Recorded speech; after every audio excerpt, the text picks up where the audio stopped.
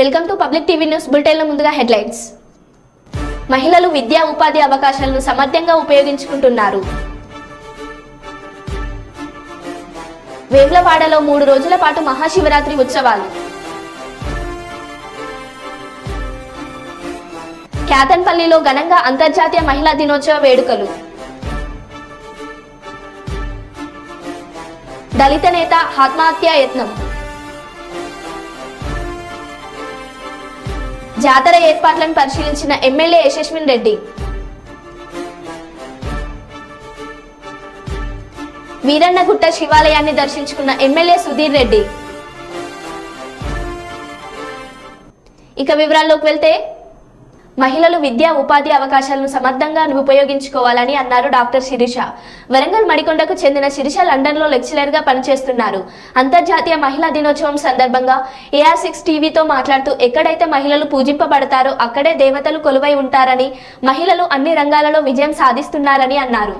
అంతర్జాతీయ మహిళా దినోత్సవం సందర్భంగా మహిళలకు శుభాకాంక్షలు తెలిపారు. అందరికీ అంతర్జాతీయ మహిళా దినోత్సవ శుభాకాంక్షలు. ఎత్ర నార్యస్తు పూజ్యంతే రమంతే తత్ర దేవత. ఇక్కడ స్త్రీలు పూజలు అందుకుంటారో అక్కడ దేవతలు కొలువై ఉంటారని మనం వింటూనే ఉంటాము. గృహిణిగానే కాకుండా వ్యవసాయం మొదలుకొని దేశ సరిహద్దుల్లో రక్షణ వరకు, అంతరిక్ష ప్రయోగాలలో విజయాలను సాధించే వరకు మహిళలు పోషిస్తున్న పాత్ర గణనీయమైనది. ఈ రోజు నా మాటగా, ఈ సమాజం మనకు కల్పించిన విద్యా ఉద్యోగ అవకాశాలను సమర్థంగా ఉపయోగించుకొని మన సామర్థ్యాన్ని నిరూపించుకోవాలి. ఏ పక్షి అయినా ఒక రెక్కతో ఎగరలేదు అన్న స్వామి వివేకానంద మాటలు మరోసారి స్మరిస్తూ మహిళామూర్తులకు అభినందనములు. నమస్కారం. మహిళలు గతంలో వంటింటికే పరిమితమయ్యారని, కానీ ఇప్పుడు పరిస్థితులు మారాయని డాక్టర్ శ్రావణి అన్నారు. వరంగల్ జిల్లా మడికొండకు చెందిన డాక్టర్ శ్రావణి ప్రస్తుతం యూనిస్ట్రింగ్ టెక్ సొల్యూషన్స్ లో వైస్ ప్రెసిడెంట్ గా పనిచేస్తున్నారు. అంతర్జాతీయ మహిళా దినోత్సవం సందర్భంగా AR టీవీతో మాట్లాడుతూ, ఇంట్లో తల్లి చదువుకుంటే తన పిల్లలు చదివించుకోగలుగుతుందని, అందుకే మహిళలు విద్యకు ప్రాధాన్యత ఇవ్వాలని సూచించారు. అంతర్జాతీయ మహిళా దినోత్సవం సందర్భంగా మహిళలకు డాక్టర్ శ్రావణి శుభాకాంక్షలు తెలిపారు. అనాది కాలం నుంచి స్త్రీ ఒక ఉన్నతమైన స్థానంలో ఉంది. ఆదిశక్తిగా, పరాశక్తిగా కొనియాడుతూనే ఉన్నాము. మన ఆది దేవుడైన పరమశివుడు తన భార్యను అర్ధభాగాన్ని ఇచ్చి, బ్రహ్మదేవుడు తన నాలుక పైన, విష్ణుమూర్తి ఏమో తన హృదయంలో స్థానాన్ని వాళ్ళ భార్యలకు ఇచ్చారు. అంటే ఈ జీవిత చక్రం అనేది స్త్రీ పురుషుల కలయికతోటి, ఇద్దరి సమానత్వంతోనే సక్రమంగా సాగుతుంది అని చాటి చెప్పడానికి ఇది ఒక ఉదాహరణ. కానీ కాలక్రమేణా పురుష అహంకారం మొదలైంది. ఆడవారిని అంచెతొక్కడం, వారికి కేవలం వంటశాలకే పరిమితం చేయడం జరిగింది. ఎలాంటి దురాచారమైన ఎక్కువ రోజులు ఆధిపత్యంలో ఉండదు. కాబట్టి మళ్ళీ స్త్రీ తన శక్తిని తెలుసుకుంది, ముందడుగు వేసింది. అన్నిట్లలో, అన్ని రంగాలలో, సామాజిక రంగంలో, వాణిజ్య రంగంలో, ప్రతి ఒక్క రంగంలో తన యొక్క విజయాన్ని సాధిస్తూ నేను ఉన్నాను అన్నదాన్ని నిరూపణించారు. మనకు పూర్వకాలంతో తీసుకుంటే ఝాన్సీ లక్ష్మీబాయి, రుద్రమాదేవి, సరోజినీ నాయుడు, ఇలా ఎంతో మంది స్త్రీ మూర్తులు. స్త్రీ దేనిలోనూ తీసిపోదు, స్త్రీ ఎన్నో దేశాన్ని కాపాడగలుగుతుంది, ఒక ఇంటికి వెలుగులాగా ఉంటుంది అని నిరూపించారు. ఇంటికి దీపం ఇల్లాలు అంటారు. అంటే ఒక అమ్మ మంచి చదువుకొని ఉంటే తన పిల్లలకి చదువు చెప్తుంది అని అర్థం. అంటే ఆ కుటుంబం అంతా బాగా అభివృద్ధి చెందుతుంది అని. అంటే ఇందులోనే ఉంది స్త్రీకి ఎంత ప్రాముఖ్యత ఉంది, స్త్రీ ఎలా వ్యవహరించాలి అన్న నిజం. ఇలా ఉంటే ఈ విధంగా ఇప్పుడున్న పరిస్థితుల్లో స్త్రీ అన్ని రంగాల్లో వస్తుంది. నేను ఒక చిన్న ఉదాహరణ, నా జీవితాన్ని ఒక ఉదాహరణగా చెప్పాలనుకుంటున్నాను. నేను మడికొండ ఒక చిన్న గ్రామంలో, కాజీపేట్ అనే ప్రదేశంలో, వరంగల్ డిస్ట్రిక్ట్లో జన్మించాను. మా తల్లిదండ్రులు డాక్టర్ రామరాజు గారు అండ్ అరుణాదేవి గారు. చిన్నప్పటి నుండి మా అమ్మ నాన్న సద్గుణాలు కలిగి ఉండాలి, మంచి చదువు చదవాలి, మన స్వశక్తితో బతకాలి అని ఎన్నో అలవాట్లను చిన్నప్పటి నుండి రంగరించి పోశారు. మా అమ్మ ఒక మంచి రచయిత్రి. తను పిల్లలకు సద్గుణాలు చెప్పడంలో మంచి అలవాట్లు నేర్పించడంలో ఒక మంచి తల్లిగా నా హృదయంలో ఎప్పుడూ నిలిచిపోతుంది. ఇలా ఉండగా నేను నా చదువు డిగ్రీ వరకు వరంగల్లో చదివి ఉస్మానియా యూనివర్సిటీలో ఎంఎస్సి పిహెచ్డి రసాయనిక శాస్త్రంలో పట్టభద్రులయ్యారు. మా అక్కగారు డాక్టర్ శిరీష తను కాకతీయ యూనివర్సిటీలో ఎంబీఏ విభాగంలో పట్టభద్రులయ్యారు. మా ఇద్దరికి ఒక అన్న, తనే మా గుండె ధైర్యం, తనే మాకు ఒక మంచి అండ. ఎప్పుడు చిన్నప్పటి నుండి అమ్మాయిలు ఇలా చేయకూడదు ఇలా చేయాలి అని ఎప్పుడూ నిబంధనలు పెరగలేదు. మేము మా ముగ్గురిని సమానంగా పెరిగాము. తర్వాత మా ఇంటిలోకి వచ్చింది మా వదిన గారు కిరణ్మయ్. తను గురుకులం పాఠశాలలో ఉపాధ్యాయురాలుగా పనిచేసింది. ఇలా మా ఇంట్లో చూస్తే అందరము బాగా విద్యను అభ్యసించి సుఖంగా సంతోషంగా ఉంటున్నాము. నా వివాహానంతరము మా భర్త గారైన శ్రీనివాసరాజు గారు, మా అత్తగారు మామగారు అనసూయ సీతారామరాజు గారు, వాళ్ళ యొక్క సహాయ సహకారాలతోటి నేను మళ్ళీ ఇండియన్ స్కూల్ ఆఫ్ బిజినెస్లో ఎంటర్‌ప్రెన్యూర్‌షిప్ అనే ప్రోగ్రామ్ని చేశాను. ఇది నా ఉద్యోగ ఎదుగుదలకు ఎంతో తోడ్పడింది. వాళ్ళ సహకారాలతోటి యూనిస్ట్రింగ్ టెక్ సొల్యూషన్స్ అనే వ్యవస్థలో మేనేజింగ్ డైరెక్టర్గా, వైస్ ప్రెసిడెంట్గా ఉద్యోగాన్ని చేశాను. ఇలా ఉండగా నా జీవితంలో నాకు రత్నాలు లాంటి ఇద్దరు పిల్లలు వచ్చారు. శ్రీనిధి హర్షవర్ధన్.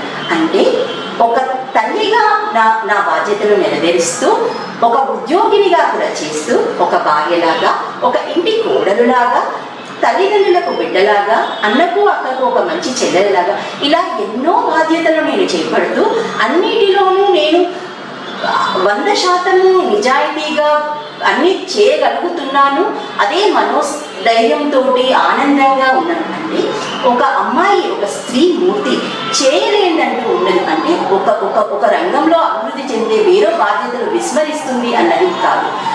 నేను ఒక చిన్న ఉదాహరణ మాత్రమే. నాలాంటి అమ్మాయిలు ఎంతో ఉన్నతమైన స్థానాల్లో ఉన్నారు. వారి యొక్క బాధ్యతలను తల్లిగా, ఉద్యోగినిగా ఎన్నో బాధ్యతలు స్వీకరిస్తూ దాంట్లో ముందంజలో కూడా ఉంటున్నారు. మనందరికీ తెలుసు, ఎక్కడ అమ్మాయిలను పూజిస్తారు అక్కడే దేవతలు ఉంటారు అని. అది వాస్తవం. ఎక్కడైతే అమ్మాయిలకు ఒక ప్రత్యేకమైన స్థానము, వారి యొక్క అర్హతను గుర్తింపుతారో అక్కడ ఆ కుటుంబము, ఆ గ్రామము, ఆ దేశము, ఆ పల్లె అన్నీ చాలా అభివృద్ధి చెందుతూ ఉంటాయి. ఈ విధంగా మన మహిళా దినోత్సవాన్ని సందర్భంగా నాకు ఈ అవకాశం ఇచ్చిన మీ అందరికీ చాలా ధన్యవాదాలు. Thank you. Bharat Ratna Nobel award గ్రహీత సర్ సివి రామన్ ఎంతో చారిత్రాత్మకమైన రిషి విద్యా సంస్థల చైర్మన్ కామారపు చెన్నప్ప కొడియాడారు. మారుతినగర్ హౌసింగ్ బోర్డు కాలనీలో గల రిషిత ప్లే స్కూల్లో జాతీయ సైన్స్ దినోత్సవాన్ని పురస్కరించుకొని ఏర్పాటు చేసినటువంటి సైన్స్ డే కార్యక్రమాన్ని చెన్నప్ప ప్రారంభించాడు. ఈ సందర్భంగా చైర్మన్ చెన్నప్ప మాట్లాడుతూ సివి రామన్ చిన్నతనం నుండే వైజ్ఞానిక శాస్త్రంలో గొప్ప విషయాలను సాధించారని చెప్పారు. రామన్ ఎఫెక్టివ్ నేటికి ఎంతో సత్ఫలితాలను ఇస్తుందని హర్షం వ్యక్తం చేస్తూ భారీ మార్గదర్శకాలను తూచా తప్పకుండా ఆచరించి పాటించినట్లయితే అద్భుత ఫలితాలు సాధిస్తామని చెప్పారు. రామన్ ఎఫెక్ట్ గుర్తించిన సందర్భంగా జరుపుకునేటువంటి జాతీయ వైజ్ఞానిక దినోత్సవం అని పురస్కరించుకొని సైన్స్ ఫేర్ అనే పేరుతో వైజ్ఞానిక ప్రదర్శనలు చేపట్టడం జరిగిందని అన్నారు. భవిష్యత్తులో మరిన్ని అత్యుత్తమ నమూనాలు రూపొందించాలని ఆకాంక్షించారు.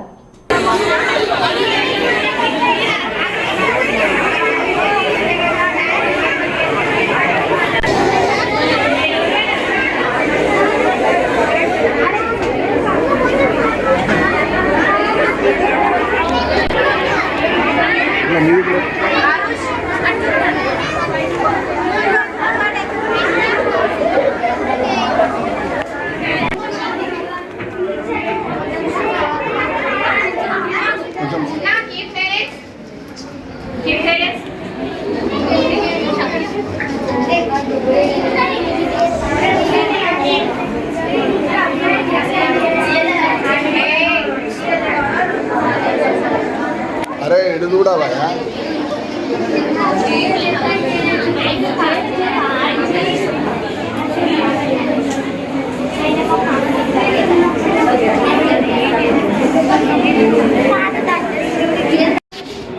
आप सभी को शुभोदय।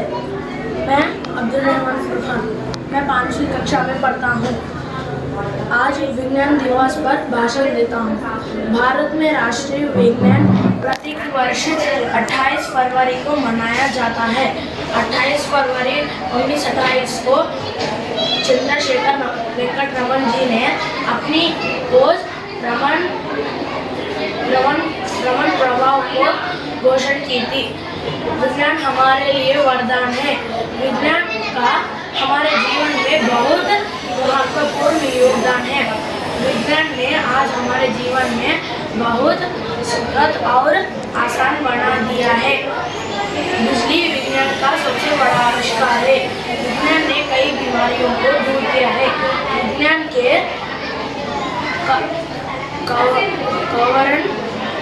विज्ञान के कारण आज कृषि ने बहुत विकास किया है। धन्यवाद। I'm studying in 5th class. My project name is Kaleidoscope. Kaleidoscope work on the principle of multiple reflections. The mirrors reflect the images of objects inside, creating a sentimental paper. Thank you. My name is Mohammad Abdul Rahman. I am studying in 5th class. My project name is Parliament House. The Parliament is the highest law-making body in the country. It consists of the President, the Lok Sabha and the Rajya Sabha. It makes laws for the whole country. Lok Sabha is the lower house of the Parliament. The Rajya Sabha is the upper house of the Parliament. Thank you. Godavarikhani స్థానిక power house కాలనీలోని సాయి రిషి విశ్వవిద్యాలయం మాతృమంతుడు పాఠశాల 20 సంవత్సరాల వేడుకలు Markandeya colony Shri Lakshmi function హాల్లో ఘనంగా జరిగాయి. ఈ కార్యక్రమానికి ముఖ్య అతిథిగా RG one general manager CH Srinivas హాజరయ్యారు. ఈ సందర్భంగా ఆయన మాట్లాడారు. ఈ కార్యక్రమంలో రామగుండం ట్రస్మా అధ్యక్షులు శ్రీ సాంబశివరావు, కార్పొరేటర్ రమాదేవి శ్రీనివాస్, కరెస్పాండెంట్ సంధ్యారాణి, ఉపాధ్యాయులు మరియు విద్యార్థులు, తల్లిదండ్రులు తదితరులు పాల్గొన్నారు.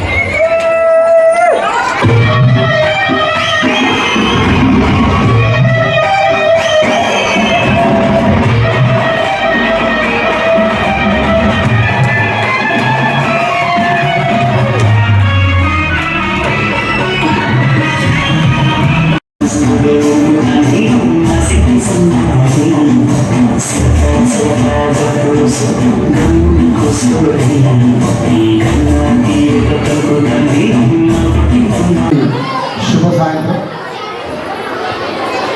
ఋషి సంస్కృతి విభాగం వారి ఆధ్వర్యంలో ఋషి విద్యాలయ మాతా మందిర్ 20వ వార్షికోత్సవం జరుపుకోవడం నిజంగా చాలా ఆనందాన్ని ఇస్తున్నది. ఈ పిల్లల కోలాహలం చూస్తే మన సనాతన సంస్కృతి ధార్మికత అన్నది ఇంకా 10 కాలాల పాటు నిలుచుకుంటుంది అని చెప్పడంలో అతిశయోక్తి లేదు. మేడం గారి ఆధ్వర్యంలో, టీచింగ్ స్టాఫ్ ఆధ్వర్యంలో పిల్లలు చాలా చక్కగా విద్యార్థులు నేర్చుకొని జీవితంలో చాలా అభివృద్ధిలో కావాలని ఇక ముందు మార్చి మాసానికి సంబంధించి ఎవరైతే చిన్నారులకి బర్త్డే చేశారో రియల్గా ఇది నాకు చాలా ఆనందాన్ని ఇచ్చింది. చిన్న ఉన్నప్పుడు మాకు కూడా స్కూల్లో ఈ విధంగా చేస్తే బాగుందని అనిపించింది. రియల్గా చాలా ఆనందం ఇచ్చింది. చిన్నప్పుడు పిల్లలైతే మంచి భావాలు ఇన్కల్కేట్ చేస్తారు. వాళ్ళు ఖచ్చితంగా పెద్దగా సొసైటీలో ఇంజనీర్లుగాను, డాక్టర్లుగాను, మంచి సైంటిస్టులుగాను సొసైటీకి చాలా చక్కగా సేవ చేసే సామాజిక వేత్తలుగాను వారు అభివృద్ధిలోకి వస్తారు.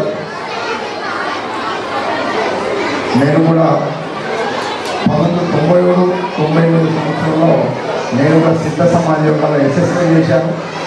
తర్వాత ఏఎంసీ కొత్తపల్లి చేశాను. ఆల్మోస్ట్ నాకు కూడా ఈ సంస్థతో అనుబంధం ఉన్నది. 18 కాలంలో ఉన్నప్పుడు రియల్గా ఈ కార్యక్రమానికి నన్ను ఇన్వైట్ చేసినందుకు ఆర్గనైజర్స్కి మనస్ఫూర్తిగా కృతజ్ఞతలు చేస్తాను. ఇంత మటుకు ఎస్ఎస్ఐ 100% కాకుండా అట్లీస్ట్ 40 to 50% ఇంకా నేను ప్రాక్టీస్ చేస్తాను. న్యాయంగా ఇంతకుముందు ప్రాణాయామం తర్వాత యోగాసనం సంబంధించి కొంత ఇంట్రొడక్షన్ ఇచ్చారు. రియల్గా ఇది మనిషిని చాలా ఆరోగ్యంగా ఉపయోగపడతాయి. ప్రపంచం కూడా ఇప్పుడు మన భారతదేశం ప్రపంచం తెలియజేసినటువంటి యోగా సాధనాల గురించి మాట్లాడుతున్నది. జూన్ 22 ప్రపంచ యోగా డే కూడా మనం నిర్వహిస్తా ఉన్నాం. ఈ సందర్భంగా ఋషి సంస్కృతి విద్యార్థి పత్రాలను నిర్వహించినటువంటి ఈ స్కూలు 20 సంవత్సరాలు స్వర్ణోత్సవము, రజతోత్సవము, స్వర్ణోత్సవం జరుపుకోవాలని మనస్ఫూర్తిగా ఆనందిస్తూ నా తరఫున సంస్థ ఏమైనా సంస్థ పరిధిలో ఏమైనా అవసరం ఉంటే నేను చేస్తానని మనస్ఫూర్తిగా ఈ సందర్భంగా తెలియజేస్తూ అందరికీ మరికొంత శుభాకాంక్షలు చేస్తున్నాను. Thank you very much. నిజం నిర్భయంగా న్యూస్ కి స్వాగతం. బాపట్ల జిల్లా ఆమర్తలూరు మండలం గోవాడ తిరునాళ్లకు అన్ని ఏర్పాట్లు సిద్ధం చేసిన అధికారులు.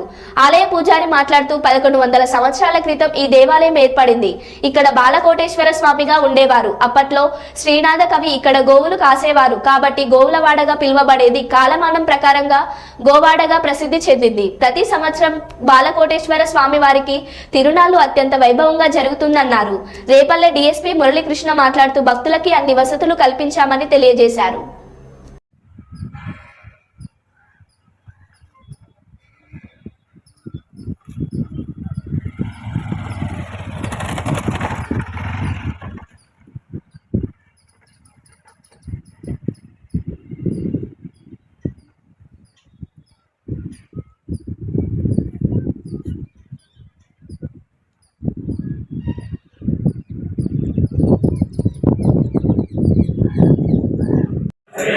రాత్రికి నీ పేరు పేపర్లోను అవి ఫోటోలు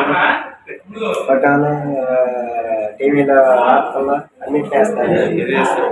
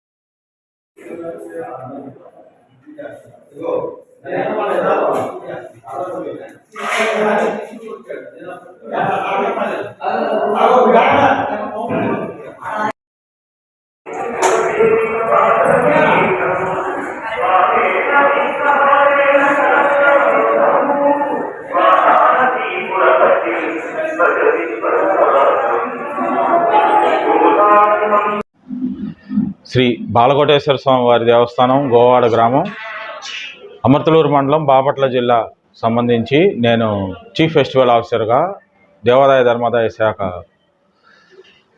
గొల్లపూడి వారు నన్ను చీఫ్ ఫెస్టివల్ ఆఫీసర్గా ఈ 3 రోజులు ఈ మహాశివరాత్రి జాతర పర్యవేక్షణ కోసం నన్ను నియమించి ఉన్నారు.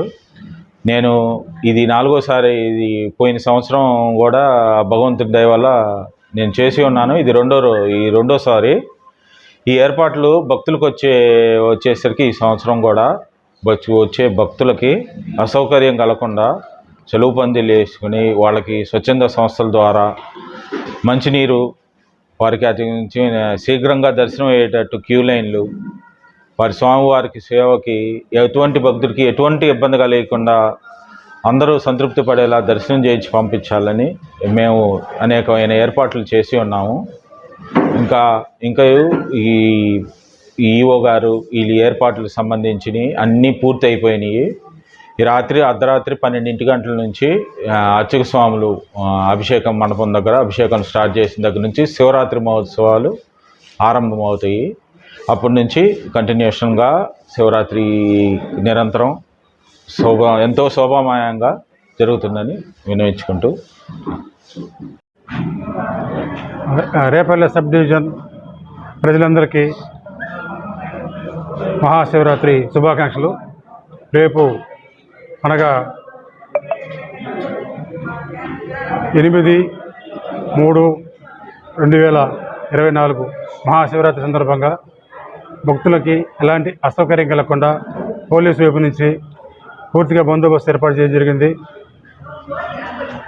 ఒక డిఎస్పీ గారు, 4 సిఐలు, 10 మంది ఎస్ఐలు, 150 మంది సిబ్బందితోటి ట్రాఫిక్, దొంగతనాలు, ట్రాఫిక్ జామ్, పార్కింగు, దర్శనం, క్యూ లైన్లు అన్నీ మెయింటైన్ చేసి భక్తులకి ఎలాంటి అసౌకర్యం కలిగించకుండా భక్తులందరూ కూడా ఈజీగా వచ్చి సౌకర్యవంతంగా దర్శనం చేసుకొని ఎలాంటి అసౌకర్యం లేకుండా తిరిగి తమ ఇంటికి పోయే విధంగా అన్ని రకాలైన ఏర్పాట్లు చేశాం.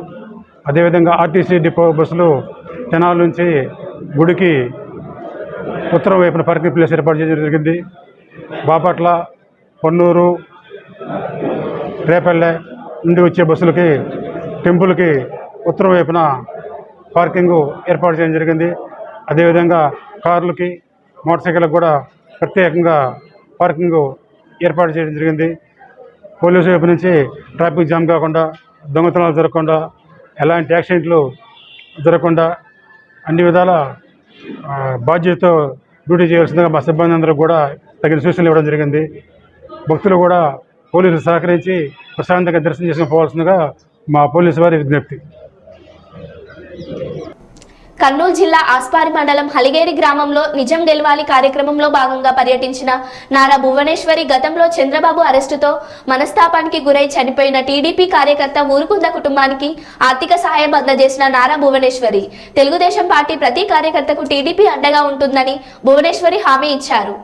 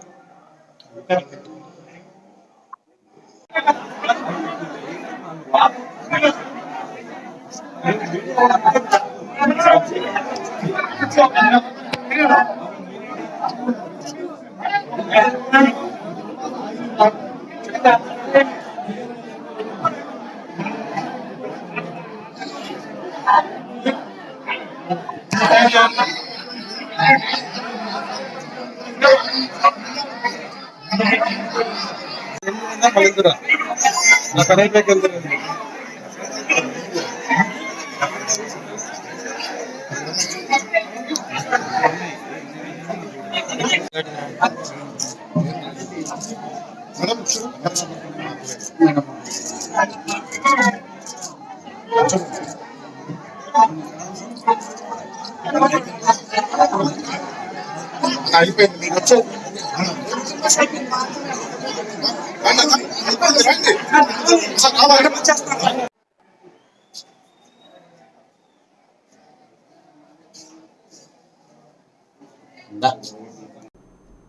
మరో బులెటిన్లో మళ్ళీ కలుద్దాం. Stay tune.